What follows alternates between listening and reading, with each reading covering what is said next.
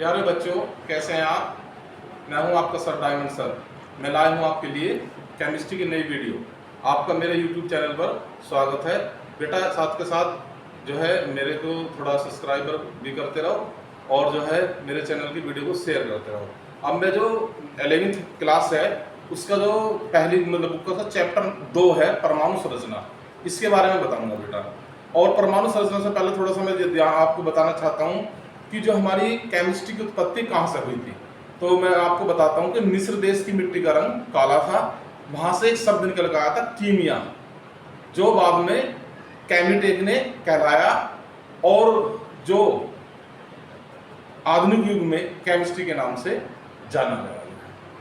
और प्यारे बच्चों, लेवासीय है एक, क्या है, मिस्र देश की मिट्टी का रंग क्या था, एक आपको बता दूं, मिस्र देश की मिट्टी का रंग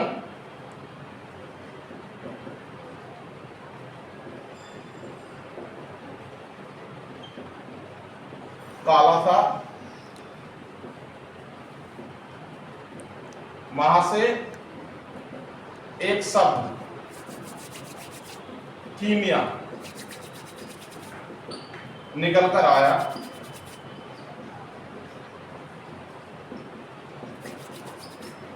जो बाद में केमिटेक ने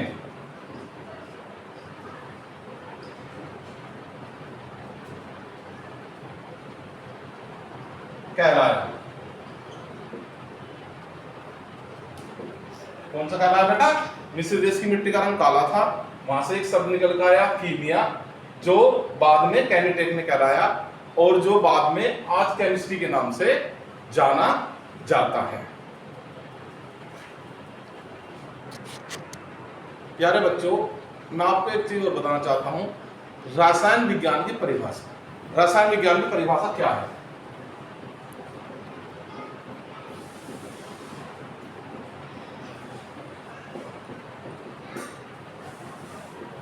आप ये बताओ, आपने पढ़ा होगा, अब तक रासायन विज्ञान तो पता चल गया, लेकिन हम इसमें करते क्या है, इसमें होता क्या है, इस सब की हमें जानकारी तो होनी चाहिए। जिस सब्जेक्ट का हम गहन अध्ययन करना चाह रहे हैं उस सब्जेक्ट की जानकारी हमें होनी चाहिए। रसायन विज्ञान विज्ञान की वह शाखा है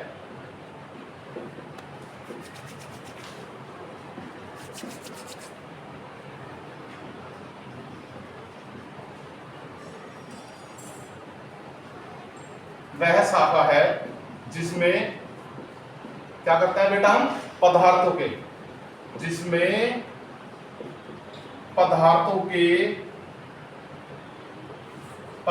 के गुण, संगठन, संरचना,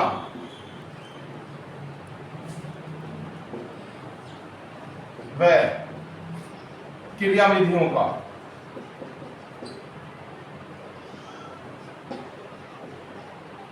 क्रियाविधियों का मतलब आता है बेटा उसके भौतिक व रासायनिक गुण, उसके भौतिक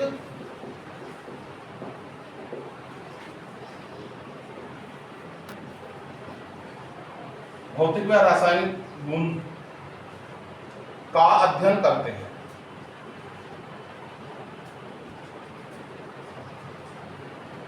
रसायन विज्ञान कहलाता है।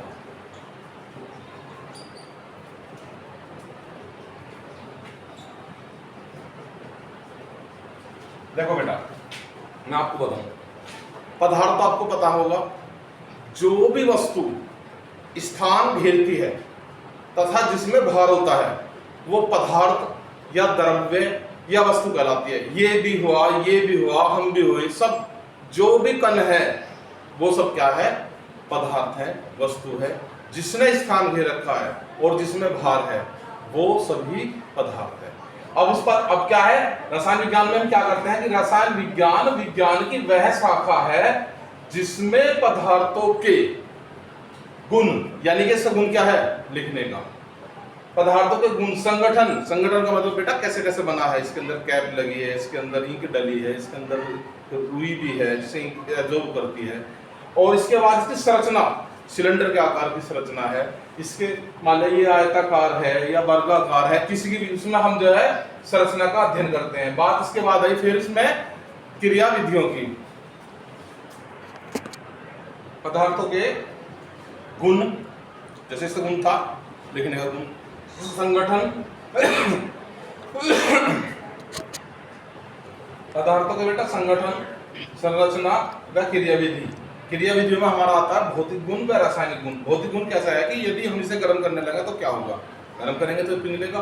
और जो है रासायनिक गुण में, यदि भौतिक गुण का मतलब है इसमें यदि हम दाब मारे, इस पर हथौड़ा मारे तो क्या होगा, ये टूटेगा, गर्म करेंगे तो पिघलेगा। तो इन सब चीजों का अध्ययन करते हैं, यह हमारा रासायन विज्ञान कहलाता है। हम टोटल ही सब काम इसमें हमारे जो है पदार्थ हैं, वे तत्व हैं, धातु हैं, ये सब हैं पदार्थ वगैरह। बेटा इसके बाद जो है परमाणु की खोज। जो परमाणु की खोज हुई थी हमारी, वो टॉपिक है इसमें, परमाणु की खोज करी थी डाल्टन ने। किसने करी थी? डाल्टन ने। डाल्टन नाम का वैज्ञानिक था, इसने सन 1808 ईस्वी में, सन 1808 ईस्वी में परमाणु की खोज करी थी। वैसे इसने जो है सब सही बताया था, लेकिन इसका जो है अपने इसने परमाणुवाद में दिया था, इसने थोड़ा गलत दे दिया था कि परमाणु किसी पदार्थ का एक अविभाजित कण है, कि परमाणु किसी द्रव्य का अविभाजित कण है,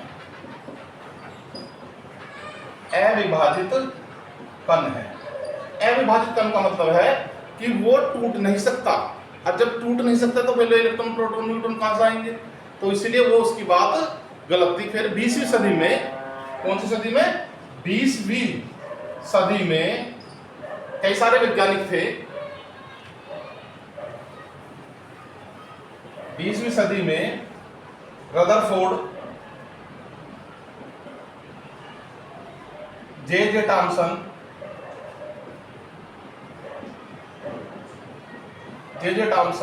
मैडम क्यूरी, जेम्स चैडविक आदि वैज्ञानिकों ने ज्ञात किया। कौन कौन से वैज्ञानिकों ने थे? Rutherford, J Thomson, Madam Curie, James Chadwick आदि वैज्ञानिकों ने ज्ञात किया कि परमाणु किसी पदार्थ का विभाजित कण है। क्या है? विभाजित कण है। अर्थात परमाणु तीन चीजों से मिलकर बना है, इलेक्ट्रॉन, प्रोटॉन, न्यूट्रॉन। किससे मिलकर बना है परमाणु? परमाणु किसी द्रव्य का विभाजित कण है, अर्थात परमाणु के तीन मुख्य मौलिक कण हैं, मौलिक कण हैं जिन्हें इलेक्ट्रॉन, प्रोटॉन, न्यूट्रॉन कहते हैं। कौन कौन से कहते हैं ना? Electron, proton, neutron. तो उन्होंने बताया था कि परमाणु किसी द्रव्य का विभाजित कण है, यानी कि परमाणु को तोड़ा जा सकता है, और परमाणु के तीन मुख्य मौलिक कण हैं जिन्हें इलेक्ट्रॉन, प्रोटॉन, न्यूट्रॉन कहते हैं। और ये कण स्थायी कण कहलाए। क्या कहलाए? स्थायी, स्टेबल पार्टिकल, स्थायी कण कहलाए। इसके बाद परमाणु का कुछ अस्थायी कण भी होते हैं, अनस्टेबल पार्टिकल भी होते हैं एटम के। परमाणु के कुछ अस्थायी कण भी होते हैं, जिन्हें क्या कहते हैं बेटा? जिन्हें न्यूट्रिनो, एंटी न्यूट्रिनो, मैसोन, पाई मैसोन कहते हैं। आदि भी हैं, एक दो जो है। तो ये क्या है बेटा?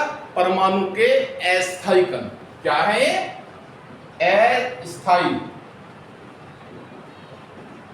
अस्थायी कण है। ये परमाणु के क्या है बेटा, परमाणु के अस्थायी कण है। अब मैं आपको इसके टेबल बनाऊंगा इसकी, उस टेबल से आपको पूरी तरह से इन इलेक्ट्रॉन, प्रोटॉन, न्यूट्रॉन के बारे में समझ में आ जाएगा। बेटा ये इसकी टेबल बनाने से पहले मैं एक चीज और बताता हूँ आपको। एक जो है बेसिकली वैसे जनरल वे में कह देते हैं कि एक हमारा क्या है, ईंट पर नाच। आप सभी ने सुना होगा ईंट पर नाच। ई से मतलब है हमारा इलेक्ट्रॉन, ई से मतलब है हमारा इलेक्ट्रॉन, और टे से मतलब है हमारा जे थॉमसन। इसे इंग्लिश में थॉमसन कहते हैं, वैसे क्या है जे थॉमसन। और पे से मतलब है हमारा प्रोटॉन, और इसकी खोज करी थी अर्नेस्ट रदरफोर्ड है। क्या है, अर्नेस्ट रदरफोर्ड। और ने से मतलब है न्यूट्रॉन,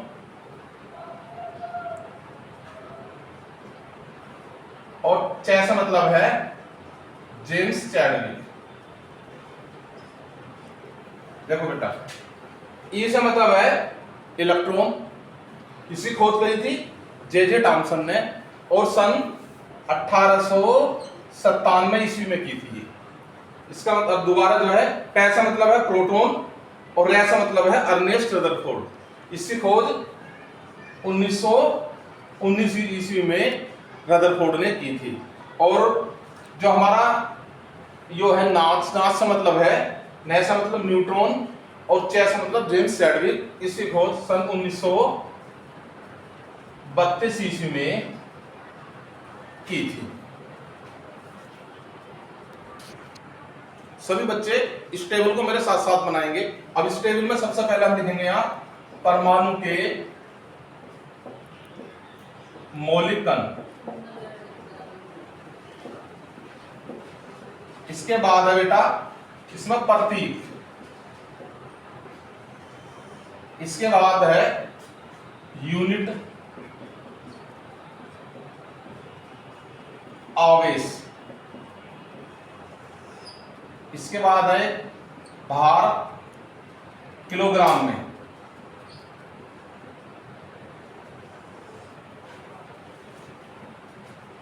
एक है भार ग्राम में।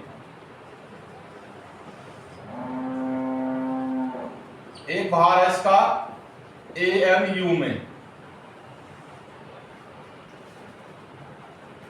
एक है आवेश,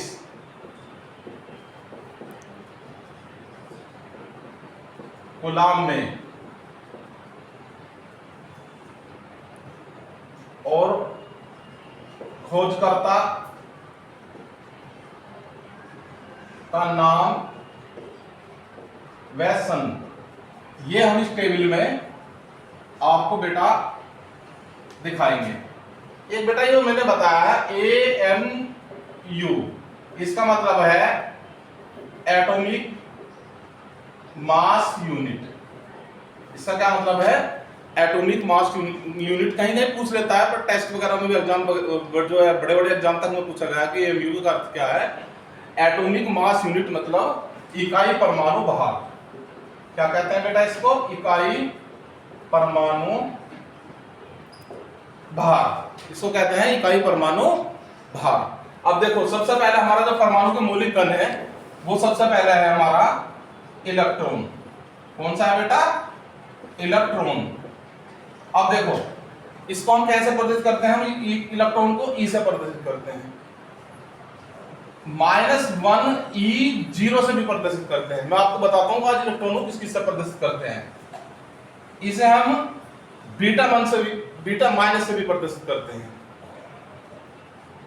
और इसे बेटा E माइनस से प्रदर्शित करते हैं। किस किस से, E से, -1 E0 से, और इसके बाद जो है बीटा माइनस से और E माइनस से प्रदर्शित करते हैं। यूनिट में जो इसका आवेश होता है बेटा -1 यूनिट। कितना होता है, -1 यूनिट एक यूनिट ऋण आवेश, एक यूनिट ऋण आवेश। और जो भार है इलेक्ट्रॉन का वो है 9.1 गुना 10⁻31 किलोग्राम। ये तो है बेटा किलोग्राम में, और जो वैसे हम देखते हैं ग्राम में तो 9.1 गुना 10⁻28 ग्राम हो जाएगा। 1000 से इसी गुना होकर ये कहीं में चेंज हो जाएगा ग्राम में। और इसका भार जो है एएमयू में है 0.00555 एएमयू है, एएमयू। और बेटा इसका जो आवेश है गुलाम में वो -1.6 गुना 10⁻−19 गुलाम ऋण आवेश है इसका। कितना है? -1.6 गुना 10⁻−19 गुलाम ऋण आवेश है। और इसे खोजकर्ता का नाम हो गया जे थॉमसन। सन 1897 ईस्वी में इसकी खोज हुई थी। तो ये बेटा हमारा इलेक्ट्रॉन की टेबल हो गई पूरी। सबसे पहले क्या था? इलेक्ट्रॉन इसे प्रदर्शित करते हैं -E0 से, बीटा माइनस से भी इलेक्ट्रॉन से प्रदर्शित करते हैं और E माइनस से। और यूनिट में आवेश था इसके -1 यूनिट ऋण आवेश। भार इसका किलोग्राम में है 9.1 गुना 10⁻31 किलोग्राम। भार इसका ग्राम में है 9.1 गुना 10⁻28 ग्राम। और एएमयू में भार इसका 0.0055 एएमयू, 0.0055। और आवेश गुलाम में इसका -1.6 गुना 10⁻−19 गुलाम ऋण आवेश। और खोजकर्ता का नाम इसका जे थॉमसन ने सन 1897 ईस्वी में इसकी खोज की थी। ये पहला हो गया इसका मौलिक कण। दूसरा है हमारा प्रोटॉन।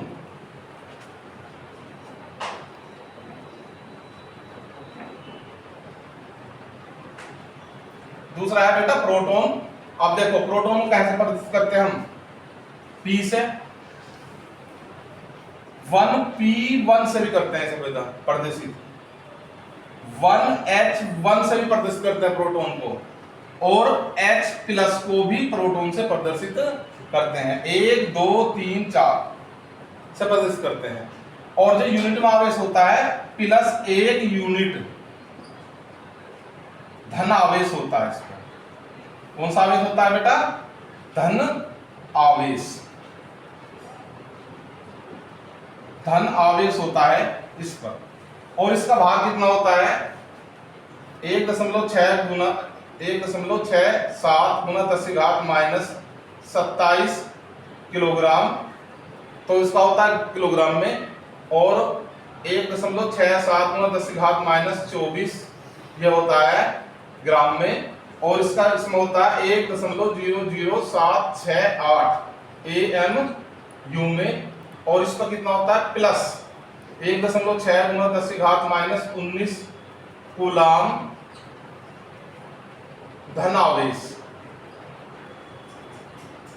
और जो खोजकर्ता है इसके हमारा वो है अर्नेस्ट रदरफोर्ड।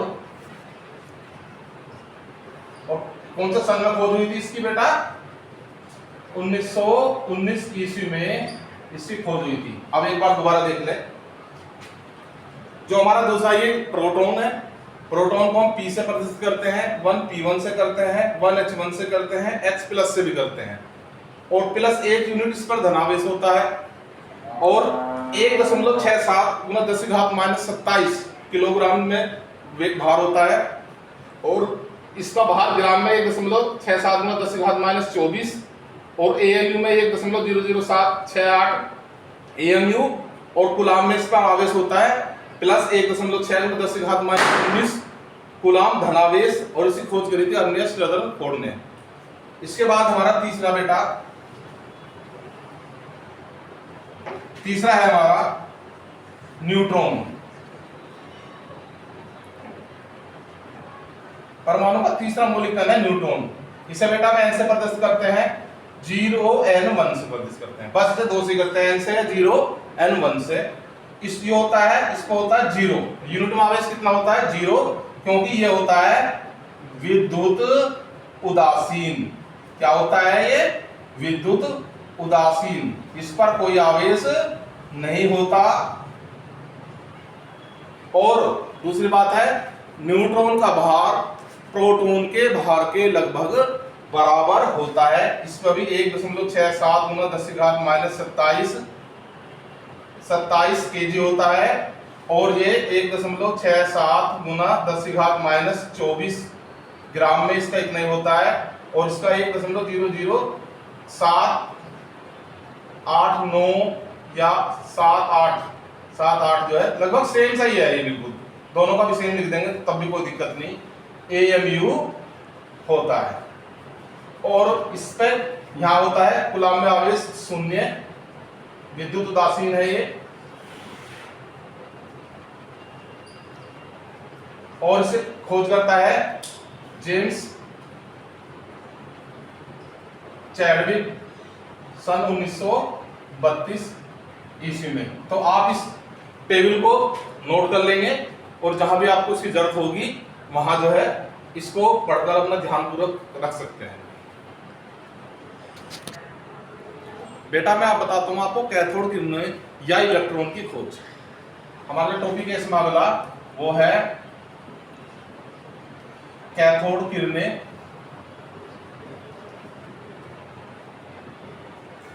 या इलेक्ट्रॉन की खोज। प्यारे बच्चों, यदि वीडियो समझ में आ रही हो तो प्लीज इसे लाइक भी करें, सब्सक्राइब भी करें, और कमेंट्स भी करते रहें।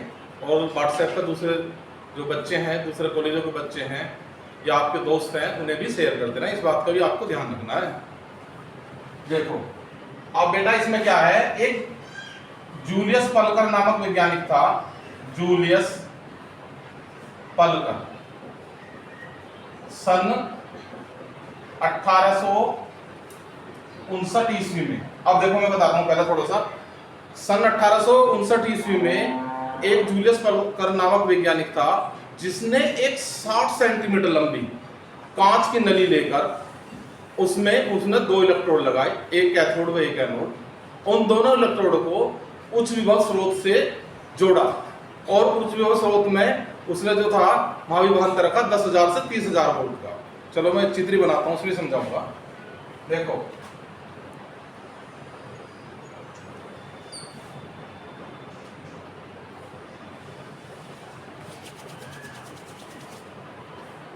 ये 60 सेंटीमीटर लंबी कांच की नली थी। इसमें जूलियस पलकर ने 2 इलेक्ट्रोड लिए। एक तो कैथोड नेगेटिव इलेक्ट्रोड था, यो कैथोड इलेक्ट्रोड, और दूसरे वाला था प्लस था ये एनोड इलेक्ट्रोड जो है। और ये क्या था, विद्युत विसर्जन नली थी। ये विद्युत विसर्जन नली थी ये। और यहां इसने उच्च विभव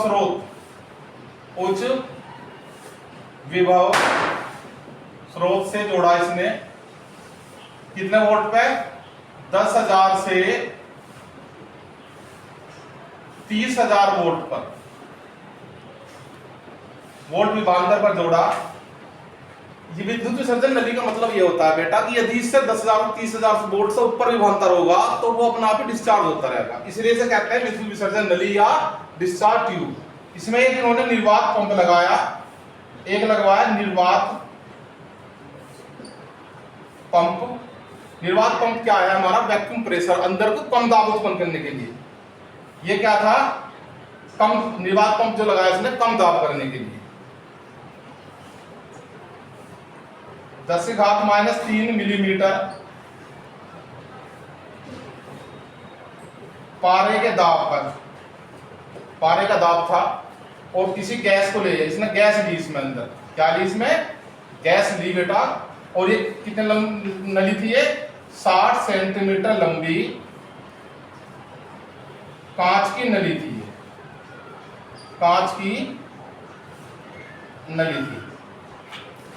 अब इसने क्या करा कि जब इसने इसमें विद्युत प्रवाहित करी, तो विद्युत प्रवाहित करने से कुछ किरणें कैथोड से निकलकर सामने वाली दीवार की तरफ को चलती हैं और हरे रंग की चमक उत्पन्न करती हैं। ये थी हमारी कैथोड किरणें, ये थी हमारी कैथोड किरणें। ये यहां से चली और सामने वाली दीवार पर टकराई और हरे रंग की चमक उत्पन्न करती है। तो ये किरणें से बाद में निष्कर्ष निकला था कि ये किरणें ही इलेक्ट्रॉन है। ये चित्र अगर कोई बच्चा बनाना चाहे तो इसे कॉपी करके बना सकता है। प्यारे बच्चों, मैंने इसे लिख भी दिया है, यदि कोई बच्चा कॉपी करना चाहे तो इसे कॉपी भी कर सकता है। देखो क्या है, सन 1859 ईस्वी में जूलियस पलकर ने 60 सेंटीमीटर लंबी, कितनी 60 सेंटीमीटर लंबी कांच की नली को लेकर कम दाब पर, कितने दाब पर, 10⁻³ मिलीमीटर पारे का दाब, किसका दाब बेटा, 10⁻³ मिलीमीटर पारे का दाब पर किसी गैस को लिया। इन्होंने नलिका में 2 इलेक्ट्रोड लगाए, कौन से, एक कैथोड एक एनोड। बेटा यहां नेगेटिव भी दिखाना है आपको और यहां पॉजिटिव भी दिखाना है। पॉजिटिव से मतलब एनोड इलेक्ट्रोड और नेगेटिव से मतलब कैथोड इलेक्ट्रोड लगाए। एक क्या है, लगाए एक कैथोड व एक एनोड, जिन्हें उच्च विभव स्रोत से जोड़ा। कितना वोल्टेज पर जोड़ा हमने, उच्च विभव स्रोत से जोड़ा, 10,000 से 30,000 वोल्ट पर जोड़ा। यह एक विद्युत विसर्जन नली थी। कैसी थी बेटा, विद्युत विसर्जन नली के, इसमें 30,000 वोल्ट से उच्च का विभवांतर उत्पन्न होगा तो ये डिस्चार्ज कर देगी, क्योंकि विद्युत विसर्जन नली थी। विद्युत प्रवाहित करने पर पाया कि कुछ किरणें कैथोड से चलती हैं, ये चलती यहां से और चलकर एनोड की तरफ चलती हैं और सामने वाली दीवार पर, जो उसके सामने वाली दीवार है, दीवार पर हरे रंग की चमक उत्पन्न करती हैं। ये किरणें कैथोड किरणें कहलाई और बाद में इन्हीं किरणों का नाम इलेक्ट्रॉन रखा गया। जे थॉमसन स्टोनी वगैरह ने इन्हीं किरणों का नाम इलेक्ट्रॉन रखा। तो इस बच्चे इसको कॉपी भी कर सकते हैं, सब बच्चे इसको कॉपी कर सकते हैं। बेटा इसके बाद है कैथोड किरणों की विशेषताएं। क्या है, कैथोड किरणों की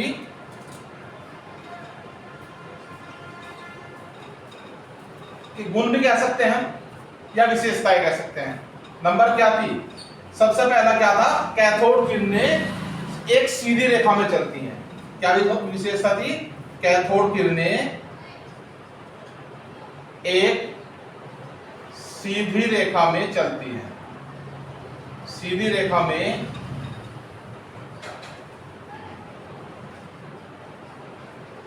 कैथोड किरणें सीधी रेखा में चलती है। कैसे बेटा, इन किरणों के बीच में आप पर्दा लगा दिया। क्या लगा दिया, एक पर्दा लगा दिया, तो इस पर्दे से ये किरणें रुक गई। इनकी इधर साइड में देखा तो इसकी इन्हें परछाई दिखाई थी इधर साइड में, तो इससे हमें पता चला कि ये किरणें एक सीधी रेखा में चलती। अगर इसके हमें परछाई ना दिखाई देती तो अगर फिर इधर से हमें मान लो प्रकाश है, प्रकाश हमें चारों तरफ से दिखाई दे रहा तो कोई दिक्कत नहीं। यदि हम किसी चीज की परछाई इधर दिखाई दे रही तो समझ लो कि वे किरणें एक सीधी रेखा में चली हुई। तो कैथोड किरणें क्या है, एक सीधी रेखा में चलती है। Point number 1। Point number 2, cathode किरणें सूक्ष्म द्रव्य कणों से, सूक्ष्म द्रव्यों या द्रव्य कणों से मिलकर बनी होती हैं।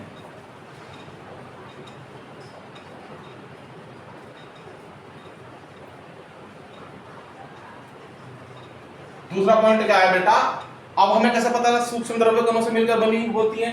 इन्होंने इन किरणों के बीच में एक पहिया रख दिया। क्या रख दिया, पहिया। तो इन किरणों ने उस पहिए को घुमा दिया। अब पहिए को तो जब भी घुमा सकते हैं जब इसमें कुछ बाहर हो, वजन हो, कुछ भार हो, वेट हो। तो यानी कि क्या है, जब द्रव्य कण की बात आ गई तो इसके अंदर भार भी है। तो कैथोड किरणें सूक्ष्म द्रव्य कणों से मिलकर बनी होती हैं। ये इसका दूसरा गुण है। इसके बाद इसका तीसरा गुण यहां लिख देता हूं मैं ऊपर, यहां से मिटा के।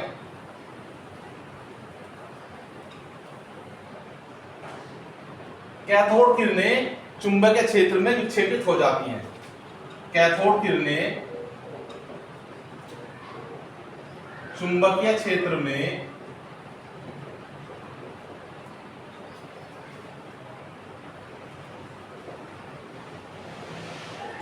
विक्षेपित हो जाती हैं। एक विक्षेप मापी यंत्र है हमारे फिजिक्स में, यदि हमने उसमें यहां रख दिया तो इसमें क्या है कि इन्होंने विक्षेप ऐसा करना चालू कर दिया, तो उससे हमें पता चला कि ये किरणें चुंबकीय क्षेत्र में विक्षेपित हो जाती है।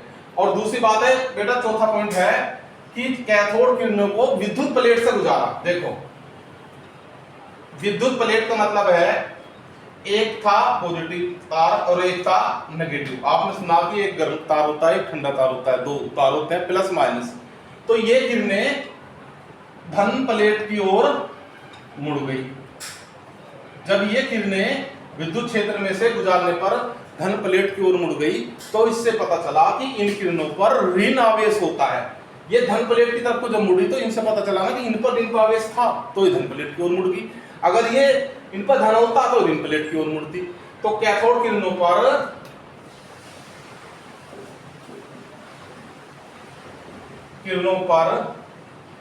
ऋण आवेश होता है क्योंकि यह विद्युत क्षेत्र में से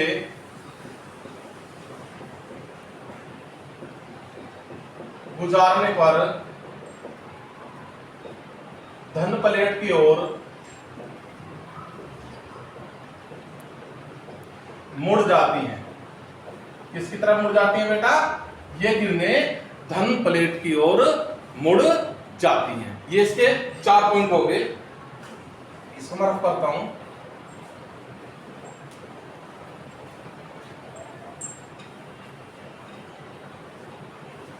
पांचवा पॉइंट, यदि बेटा कैथोड किरणों को यदि टंगस्टन या भारी धातु की भारी धातु पर विक्षेपित करें तो ये किरणें जो है क्या करती हैं? एक्स किरणें उत्पन्न करती हैं। कैथोड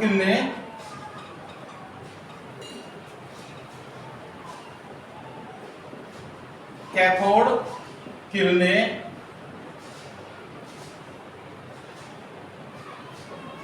टंगस्टन की धातु से टकराकर एक्स किरणें उत्पन्न करती हैं। एक्स किरणें का मतलब बेटा एक्सरे जो होता है ना, उस एक्सरे में जो आपने देखा होगा उसके फ्लेम वो रखते हैं, ऊपर से जो एकदम किरणें आती हैं टकराती हैं, वो जो है एक्स किरणें उत्पन्न करती हैं। जो प्लेट रखते हैं, प्लेट के नीचे एक प्लेट और देखा होगा, जब आपने जिस एक्स्ट्रा होता है एक्सरे की जो जिसका हम एक्सरे देखते हैं उसके नीचे जो प्लेट होती है, ऊपर से एक्स किरणें आई, उस पर टकराई, तो जब इन्होंने क्या करा, एक्स किरणें उत्पन्न करती हैं जिससे हमारा एक्स्ट्रा होता है। अब बाद में जे टॉमसन और स्टोनी ने इन किरणों का नाम जे टॉमसन, बाद में ये एक आधा पॉइंट हो रहा है, ये सुपरदीप्ति उत्पन्न करती हैं, ये गैसों को आयनित कर देती हैं, ये फोटोग्राफिक प्लेट को काला कर देती हैं। ये कई सारे पॉइंट हैं इसके, इसको भी लिख सकते हैं एक पॉइंट और, ये किरणें फोटोग्राफिक प्लेट को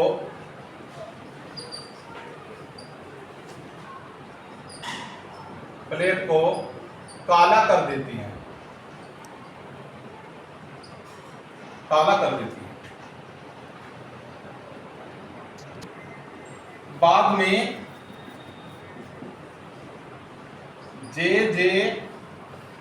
टॉमसन तथा स्टोनी ने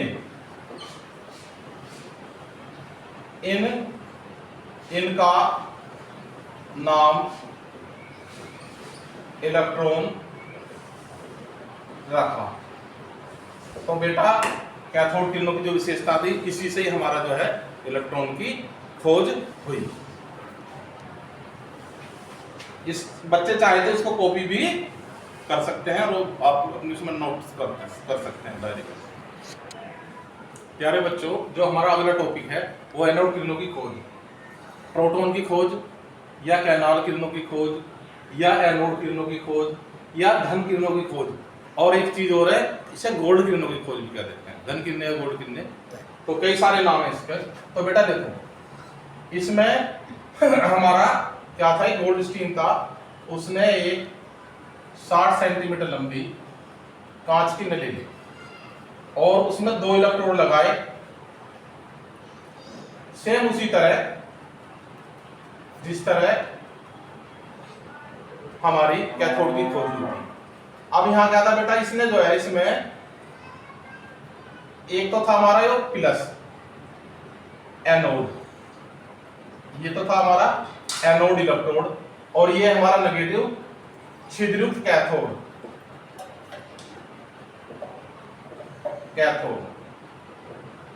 परफोरेटेड कैथोड। अब इसमें क्या है, ये सेम वही कंडीशन थी, ये विद्युत विसर्जन नली थी,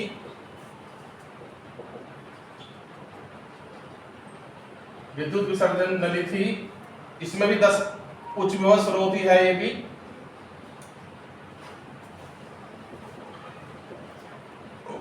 10,000 से 30,000 वोल्ट पर ही जोड़ा, 30,000 वोल्ट पर जोड़ा, और इसमें भी निर्वात पंप था। क्या था, निर्वात पंप लगाया,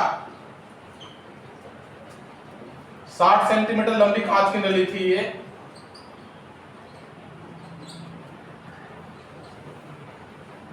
(10⁻³ मिलीमीटर पारे के दाब पर इसके अंदर किसी गैस को ले रखा है। ठीक है, यहां से कुछ किरणें चली, एनोड किरणें से किरणें चली, और ये छिद्रयुक्त कैथोड से निकलती हुई सामने वाली दीवार पर चमक उत्पन्न करती हैं। ये भी हमारी एनोड किरणें, एनोड किरणें, एनोड किरणें। देखो बेटा, गोल्डस्टीन ने सन 1886 ईस्वी में एक 60 सेंटीमीटर लंबी कांच की नली लेकर कम दाब पर 10⁻³ मिलीमीटर पारे के दाब पर किसी गैस को लिया, उच्च विभव स्रोत 10,000 से 30,000 वोल्ट पर जोड़ा। बस अंतर क्या है, इसमें जो एनोड था ये तो ऐसी था, कैथोड जो छिद्रयुक्त था। मैंने इसकी थ्योरी भी लिख दी है कि गोल्डस्टीन ने सन 1886 ईस्वी में एक 60 सेंटीमीटर लंबी कांच की नली लेकर उसमें 2 इलेक्ट्रोड को लगाया, एक एनोड व एक छिद्रयुक्त कैथोड। क्या था, एक छिद्रयुक्त कैथोड था, बीच बीच में इसमें छेद थे आर पार के लिए, जिन्हें इन्होंने उच्च विभव स्रोत से जोड़ा। ये देखो यहां से करके ऐसे उच्च विभव स्रोत से इसमें जोड़ दिया। यह एक विद्युत विसर्जन नली थी, ये विद्युत विसर्जन नली थी, 30,000 वोल्ट से उच्च विभवांतर होगा तो डिस्चार्ज हो जाएगा, नलिका पे कुछ फर्क नहीं पड़ेगा। एनोड की पर विद्युत प्रवाहित करने पर पाया कि कुछ किरणें एनोड से चलकर छिद्रयुक्त कैथोड की तरफ को निकलती हैं और सामने वाली दीवार पर चमक उत्पन्न करती है। ये किरणें कैथोड किरणें कहलाई। तो आप इसको नोट कर सकते हो, इसको नोट कर सकते हो। एनोड किरणों के गुण, बेटा इसमें भी सेम गुण थे। इसमें एनोड किरणों के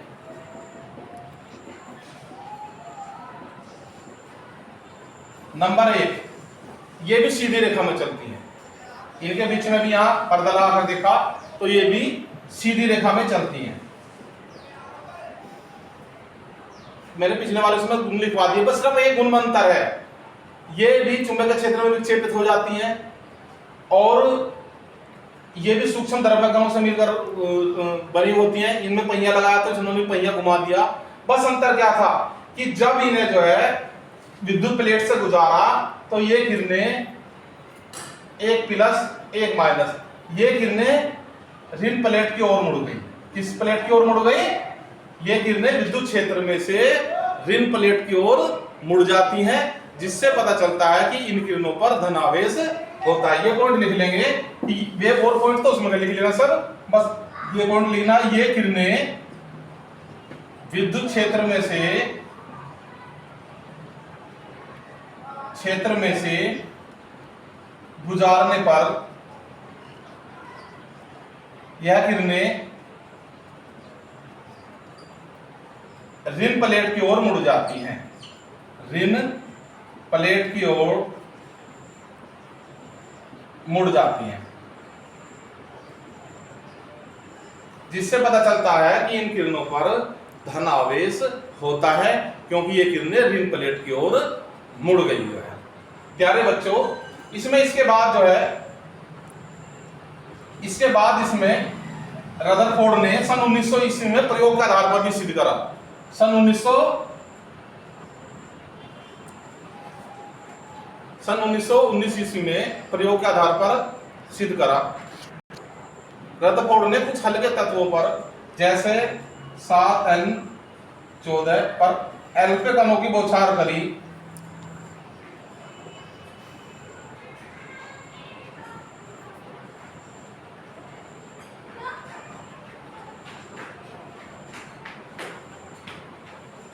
अभी रुको जरा, अभी सिर्फ ये मैंने इसलिए अभी कर दी थी कॉपी। 7n14 ये नाइट्रोजन तत्व है। नाइट्रोजन तत्व हल्के तत्वों में गिनती होती है इसकी, और इस पर 2He4 एल्फा कण की बौछार करी। कौन से कण की? एल्फा कण। हीलियम का जो स्थायी नाभिक होता है वो एल्फा कण कहलाता है। इससे हमारा एक इसमें हमारा ऑक्सीजन का तत्व मिला। क्या मिला? ऑक्सीजन का तत्व मिला, साथ में 1H1 प्रोटॉन की खोज हो गई। प्रोटॉन की खोज ये किसने करी थी? सन 1919 ईस्वी में रदरफोर्ड ने। तो सन 1919 ईस्वी में रदरफोर्ड ने प्रयोग के आधार पर सिद्ध किया कि कुछ हल्के तत्वों जैसे नाइट्रोजन पर एल्फा कणों की बौछार करके उसने एक ऑक्सीजन का नाभिक ज्ञात किया तत्व, और साथ में प्रोटॉन की खोज करी। इसमें बेटा कभी कभी तुलना कर लेते हैं। 7 और 2 9 है, 8 और 1 9, 14 4 18, 17 और 1 18। वैसे 8 और 16 होता है, लेकिन ये इसका समस्थानिक है। समस्थानिकों में 8 और 16 भी होता है, 8 और 17 भी होता है, 8 और 18 भी होता है। तो प्यारे बच्चों, आपको इसको अच्छी तरह से समझना है। मुझे यकीन है कि आपको समझ में आ जाएगा। और मेरी वीडियो को लाइक करना, कमेंट्स करना, शेयर करना और सब्सक्राइब करना प्लीज़। Thank you.